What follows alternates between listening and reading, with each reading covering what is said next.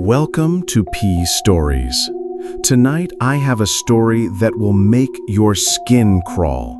A tale born from the deep, mysterious heart of the forest. This isn't just a story, it's a chilling reminder that some places hold ancient rules, and to break them is to invite consequences beyond your wildest nightmares.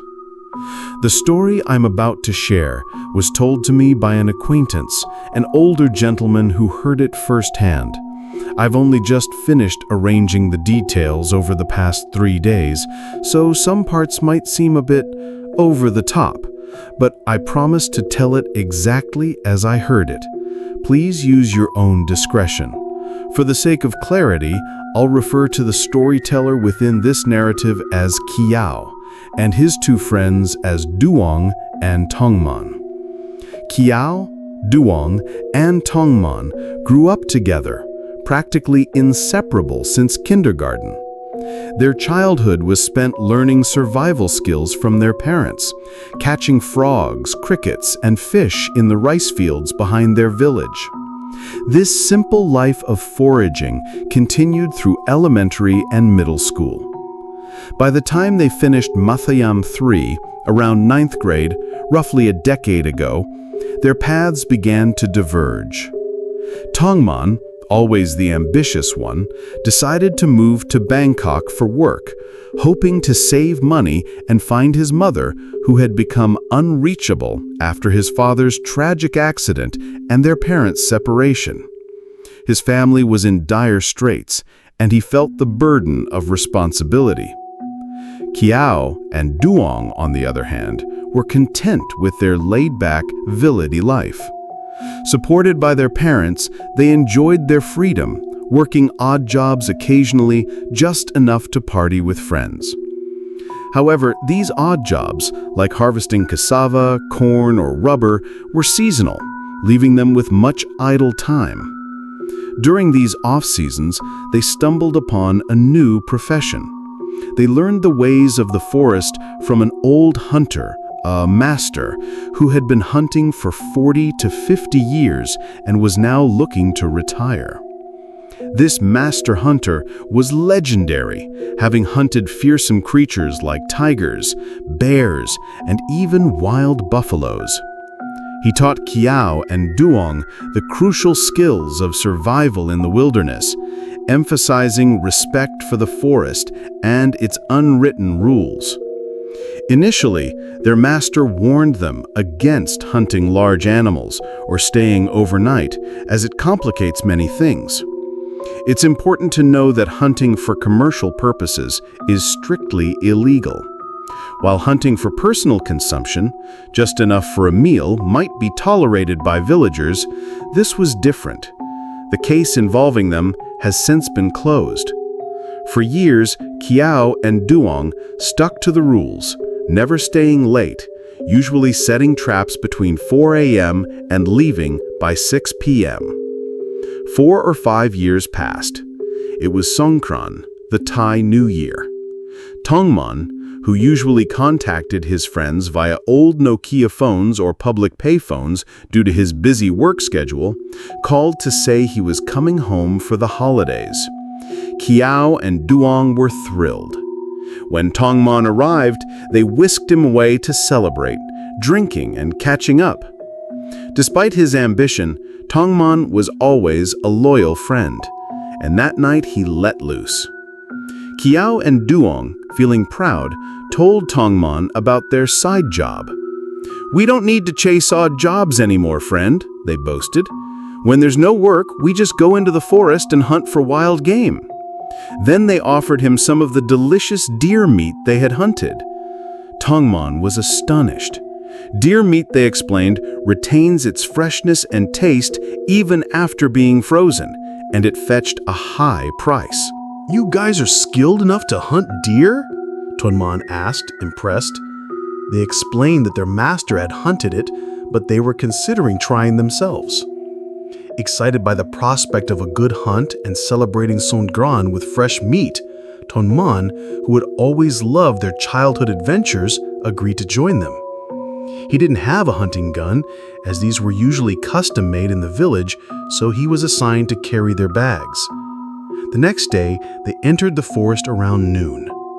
The forest was beautiful yet eerie, with humid zones, beautiful orchids, but also dense vines, leeches, and a dim light that barely reached the forest floor, making it feel very unsettling. Tonman, unfamiliar with their new routine, kept asking questions about the forest's rules and rituals. Kyo and Duang reassured him, "We've done the ceremonies. You just follow us and don't say anything inappropriate in the forest."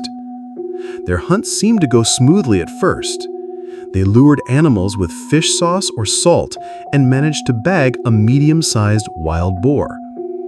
Driven by greed, they continued deeper, hoping for more. That's when they encountered a massive wild boar, possibly a sow, weighing over 100 kilograms. The sheer size sparked their greed. This wasn't just for food, it was for profit. They successfully hunted the boar, but it was already 8 p.m. The enormous size of the animal meant they couldn't carry it whole. They decided to butcher it on the spot, taking only the necessary parts. This gruesome task took hours, and by the time they finished, it was almost midnight. They were shocked to realize how late it was, as they had never stayed so deep in the forest after dark. As they hurried back, Kyo and Duang leading the way, with Tonman burdened by the heavy meat, something unsettling happened. Tonman, who wasn't afraid of anything in daylight except for the dark itself, suddenly scoffed. "What? We came all this way into the forest and there's nothing scary at all? Is this all there is to it?" Kyo and Duang were horrified. They tried to cover Tonman's mouth, but it was too late. Tonman was half drunk, sipping 40-degree liquor he had brought with him, his bravado fueled by alcohol. Kyo quickly grabbed Tonman and, with Duang's help, pulled him out of the forest, all the while silently praying to the forest spirits. "Please don't mind him, he's just drunk." Before they fully exited the forest, Tonman suddenly froze, his body stiff. Kyo and Duang were terrified, wondering why their friend was so rigid. For a moment, he seemed to recover, but he became strangely quiet and dazed, a stark contrast to his earlier talkative, tipsy self. They helped him the rest of the way home. Once back in the village, they processed the meat and went their separate ways, expecting Tonman to join them for Songkran celebrations the next day. But Tonman never showed up. The following day, April 16th, the day Tonman was supposed to return to Bangkok, Kyo and Duang went to his house. It was a tiny one-room shack, and his luggage from Bangkok was gone. Tonman's grandmother told them she heard him moving around late at night, seemingly packing, but he left without saying goodbye, which was unusual. Kyo and Duang, thinking the best, assumed Tonman got scared by something in the forest and fled back to Bangkok. A few days later, a strange woman passed by, crying out, "Help! Help my child!" Kyo and Duang were confused, but Duang felt an unsettling premonition. The next morning, when they couldn't reach Tongman and his grandmother also had no contact, she gave them Tongman's Bangkok address, urging them to check on him. With no money for the trip, Kyo and Duang made a desperate decision. They would go back into the forest, deeper this time, to hunt larger game for more money. They entered the forest in the late afternoon, around 4 or 5 p.m., planning to stay overnight. They set up traps and built a tree hut, a hammock with a fire pit to stay warm. By 7 p.m., they had finished their preparations and were ready to sleep by 8-9 p.m., trusting their 7 traps to catch something. Around 10-11 p.m., Kyo woke up to urinate. He looked up at a large tree and saw 5 strange objects swaying back and forth. They didn't look like fruits, leaves, or branches. Dismissing it as his imagination, he went back to sleep in his zippered hammock. He kept a small fire burning below. Soon he heard footsteps, like one person limping and dragging something. Peeking through a small opening in his hammock, he saw a shadow. He carefully stoked the fire to get a better look, not wanting to alert the figure with a flashlight. He saw a limping person carrying a gun passing directly beneath their tree. Kyo assumed it was another hunter, skilled despite their injury. He wondered whether to greet them. Suddenly, Duong's voice pierced the silence. "Who's walking there?" Kyo's hair stood on end. The limping figure stopped, seemed to hesitate, then turned and continued walking. Duong, using his flashlight, briefly illuminated the figure, showing only a shadowy outline. Kyo angrily whispered, "What are you doing, friend? Go to sleep." Kyo drifted back to sleep, but Duong shook him awake again. "Friend, do you hear something?" Kyo, still groggy, said no. But then, around 2 a.m., he heard footsteps again, this time many voices, perhaps 4 or 5 people, stomping on branches. The air grew strangely cold, giving him goosebumps. He remembered his master's warnings about the forest. He gritted his teeth, annoyed with Duong for speaking earlier. He decided to look again. This time, the moonlight was bright enough to see movement below. He saw 5 figures walking, 2 supporting each other, limping. The terrifying detail that made him quickly zip up his hammock was seeing that one of them had no legs and another's neck was severely tilted. He knew immediately they weren't human. Among the 5, one had no arm, one no leg, one was limping, and 2 carried guns. Kyo lay silently, terrified. Then the hammock began to shake. He looked over and saw Duong get out of his hammock, then jump down from the tree with a silent thud. Kyo shone his flashlight down. Duong was motionless. The terrifying sounds began. The 5 figures gathered at the base of their tree. Then the tree started shaking, accompanied by scraping sounds as if heavy objects were being dragged down. Kyo looked down again. He saw the first figure he had noticed, the one with the tilted neck. And all 5 figures had thick cattle ropes tied around their necks, their tongues protruding. They were wearing ragged clothes, and their chests were covered in a strange substance. They were repeatedly climbing up the tree and then sliding down. As Kyo watched, horrified, they seemed to notice his light. They started climbing up towards him. Kyo knew then he had wet himself. He felt a shock and passed out. When Kyo woke, Duong was already up, confused, having no memory of jumping down. He had apparently checked on Kyo and gone back to sleep. They shared a knowing look, agreeing to discuss it later with their master, but for now, they needed to collect their traps and leave.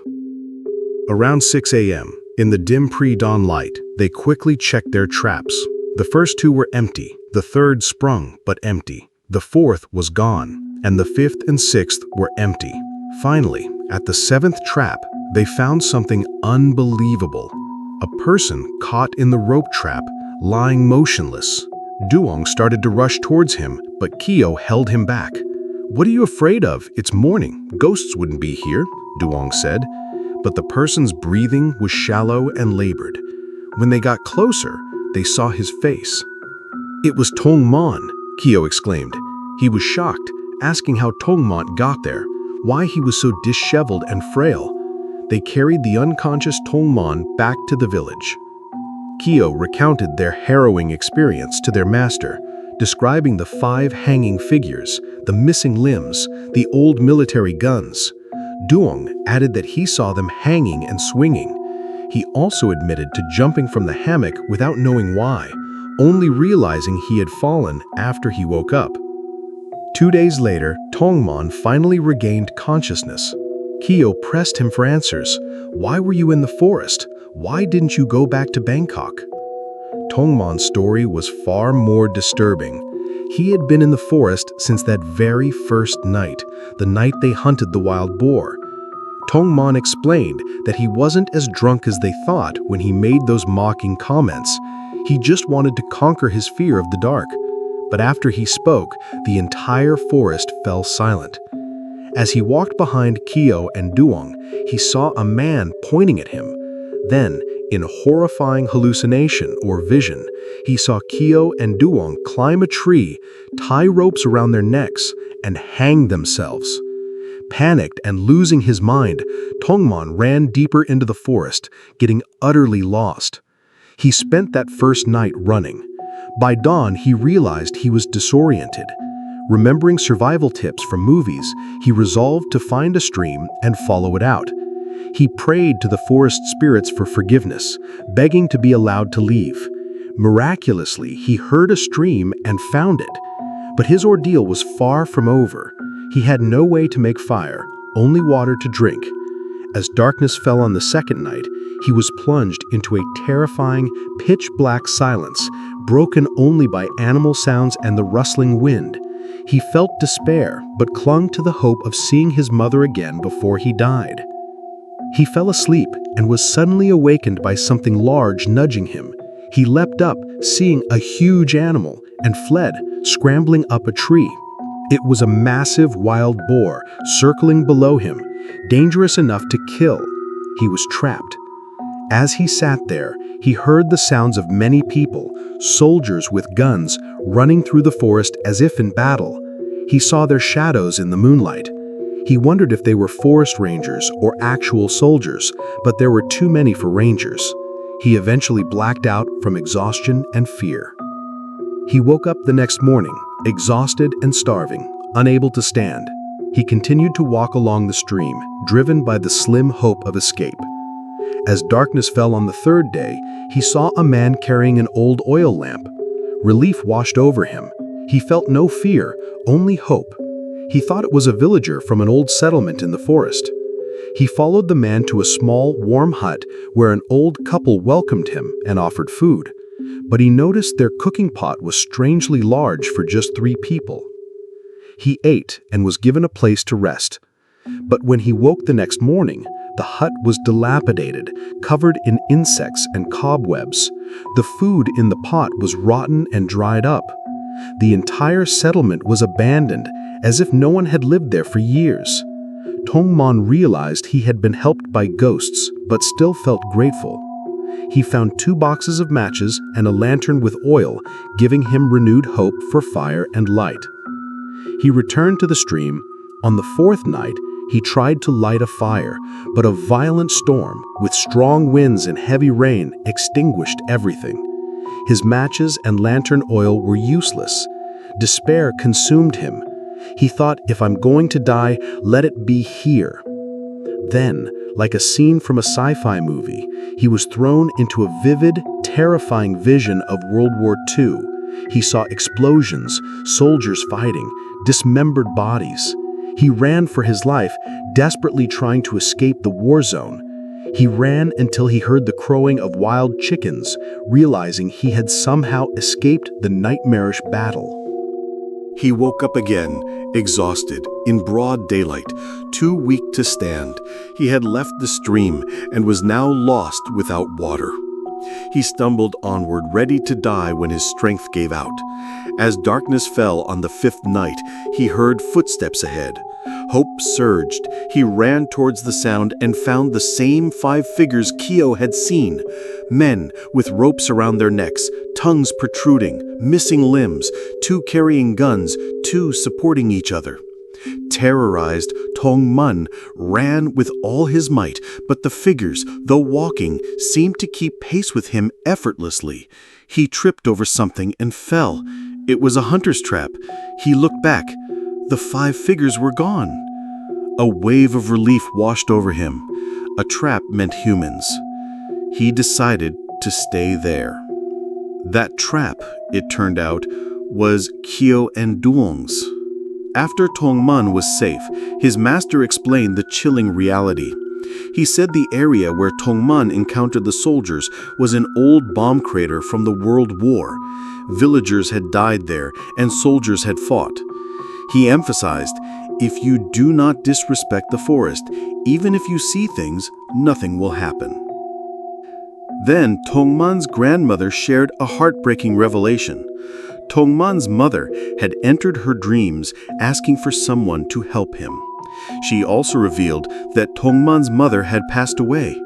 During the time his parents were separated, they had attempted to reconcile, but after his father died in an accident, his mother, overwhelmed by grief and failure, had committed suicide by hanging herself. She had left a note asking her mother not to tell Tongman, simply to say they had separated. Kyo and Duong were stunned. They remembered the woman who had cried for help a few days prior. It was Tongman's mother. And the mystery of Tongman's missing luggage? The grandmother clarified that thieves had broken into Tongman's house and stolen his belongings, making them believe he had returned to Bangkok. The story concludes with a final sobering note. Kyo and Duong were eventually caught by the police for the illegal trade of protected animals. This entire ordeal, as Kyo later reflected, was a direct consequence of breaking the forest's rules.